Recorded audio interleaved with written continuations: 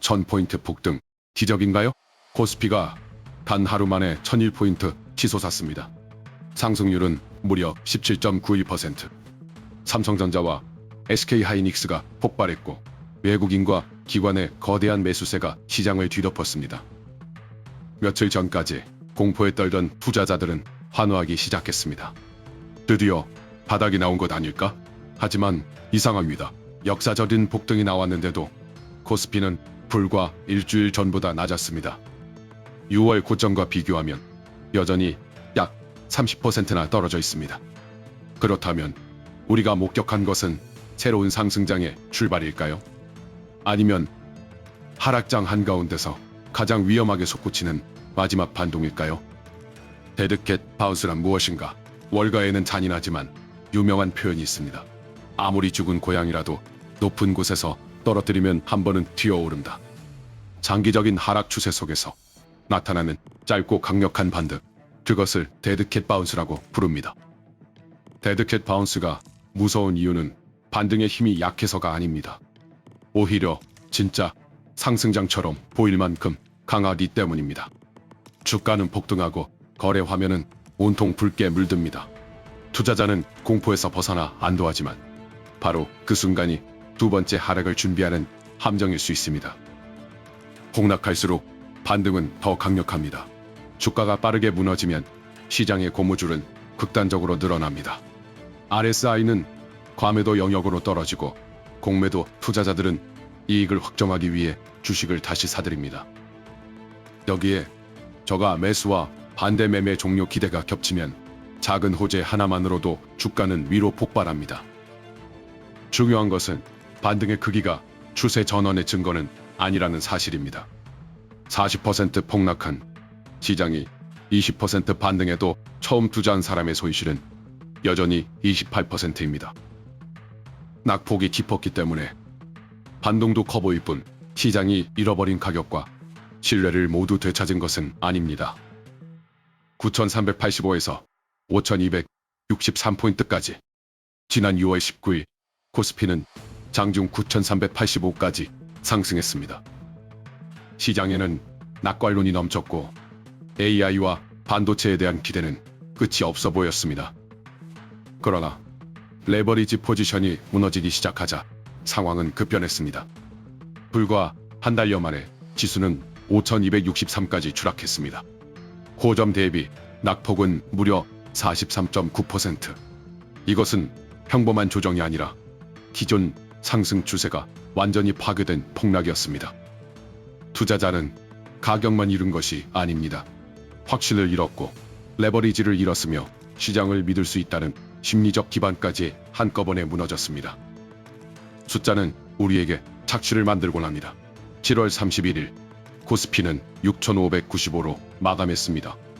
단 하루에 1,001포인트가 올랐지만 6월 고점과 비교하면 여전히 2,790포인트나 낮습니다. 한 달 수익률도 마이너스 22%를 넘습니다. 역사적인 폭등이 역사적인 폭락의 일부만 복구한 셈입니다. 더 놀라운 사실은 17.91%나 올랐는데도 일주일 전 지수조차 완전히 회복하지 못했다는 것입니다. 하루짜리 차트만 보면 거대한 상승장이지만 한 달짜리 차트에서는 아직 첫 번째 반등에 불과합니다. 숫자가 크다는 이유만으로 추세까지 바뀌었다고 판단해서는 안 됩니다. 금요일 폭등의 이유를 말씀드리겠습니다. 이번 폭등에는 분명한 이유가 있었습니다. 미국 빅테크 기업들의 실적을 통해 AI 투자가 계속될 것이라는 기대가 살아났고 시츄에이셔널 어웨어니스의 대규모 청산 물량을 시타델이 인수하면서 추가 강제 매도에 대한 공포도 크게 완화됐습니다. 여기에 과매도 상태에서 숏 커버링이 폭발했고 외국인의 기록적인 매수가 들어왔습니다. 4개의 불꽃이 동시에 붙으면서 코스피는 역사상 보기 힘든 상승률을 기록했습니다. 이번 반등을 아무런 근거가 없는 단순한 기술적 반등이라고만 치부하기 어려운 이유입니다. 외국인 8조 원대 매수의 의미를 알려드리겠습니다. 넥스트레이드까지 합치면 외국인은 하루 동안 8조 7천억 원이 넘는 주식을 사들였습니다. 기관도 1조 원 이상을 순매수했습니다. 반면 개인은 10조 원이 넘는 주식을 팔았습니다. 공포에 질린 개인의 물량을 외국인과 기관이 받아낸 거대한 손바뀜이 일어난 것입니다. 이 장면만 보면 시장의 주도권이 외국인에게 넘어간 것처럼 보입니다. 그러나 하루의 기록적인 매수보다 중요한 것은 매수의 연속성입니다. 강제 매도자가 사라진 것과 장기 투자자가 등장한 것은 전혀 다른 이야기입니다. 외국인이 다음 주에도 그 다음 주에도 사는지를 확인해야 합니다. 삼성과 하이닉스가 만든 반등이었습니다. 금요일 폭등의 중심에는 삼성전자와 SK 하이닉스가 있었습니다. 두 종목이 급등하자 시가총액 비중이 큰 코스피도 강하게 끌려 올라갔습니다.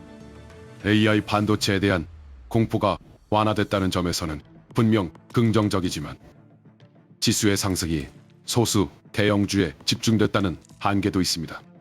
진짜 상승장은 몇몇 거인이 지수를 들어올리는 것으로 완성되지 않습니다. 금융, 산업재, 소비재, 바이오, 중소형주까지 매수세가 번져야 합니다.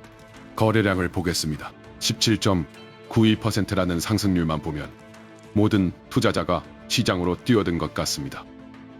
그러나 금요일 코스피 거래량은 7월의 하루 평균과 크게 다르지 않았습니다. 돈의 규모는 거대했지만 시장 전체의 참여가 상승률만큼 폭발적으로 늘어난 것은 아니었습니다. 강력한 추세 전환이라면 가격과 거래량이 함께 확장되는 경우가 많습니다. 저항선을 돌파할 때 거래량이 증가하고 조정받을 때 거래량이 줄어야 합니다. 이번 양봉은 놀라웠지만 거래량은 아직 침묵하고 있습니다. 시장은 환호했지만 차트는 확인이 더 필요하다고 말합니다. 아직 두 가지를 더 체크해야 합니다. 하락 추세가 상승 추세로 바뀌려면 반드시 두 가지 흔적이 필요합니다. 이전 저점보다 높은 곳에서 멈추는 더 높은 저점, 그리고 이전 반등, 고점을 돌파하는 더 높은 고점입니다. 이 두 개의 계단이 만들어져야 매도자가 약해지고 매수자가 시장을 장악했다고 볼 수 있습니다. 그러나 지금 차트에는 거대한 첫 반등만 있을 뿐입니다.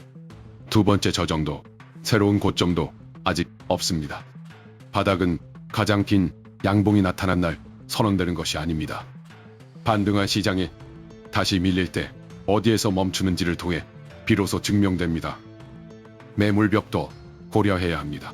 코스피 앞에는 강력한 저항 구간이 기다리고 있습니다.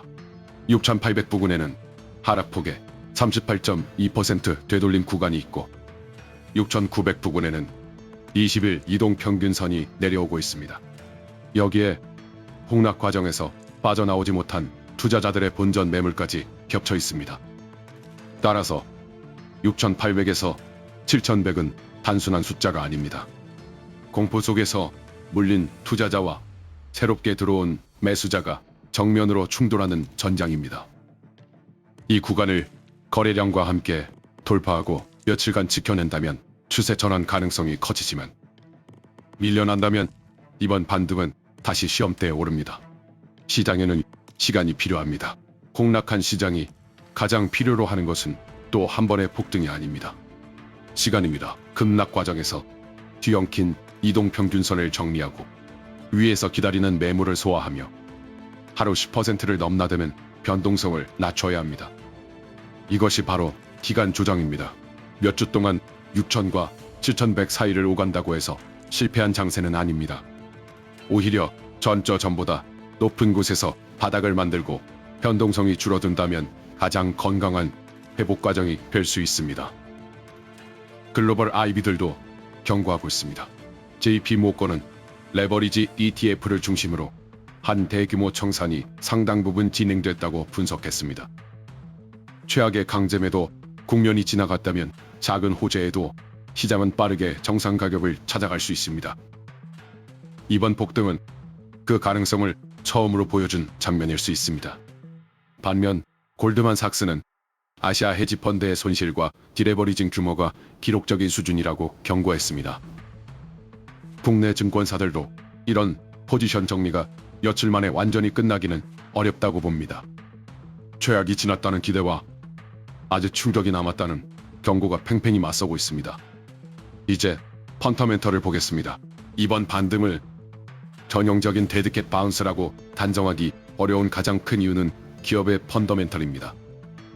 7월 한국 수출은 강하게 증가했고 특히 반도체와 컴퓨터 수출이 폭발적인 성장세를 보였습니다. AI 투자와 메모리 수요가 살아있다는 증거입니다. 그러나 좋은 실적이 곧바로 좋은 주가를 보장하지는 않습니다. 미국 시장에서는 마이크론이 장중 급등했다가 하락했고 한국의 폭등 이후에도 반도체 지수는 강하게 따라오지 못했습니다. 상승하는 금리와 유가도 부담입니다. 세 가지 시나리오를 말씀드리겠습니다. 첫 번째는 추세 전환입니다.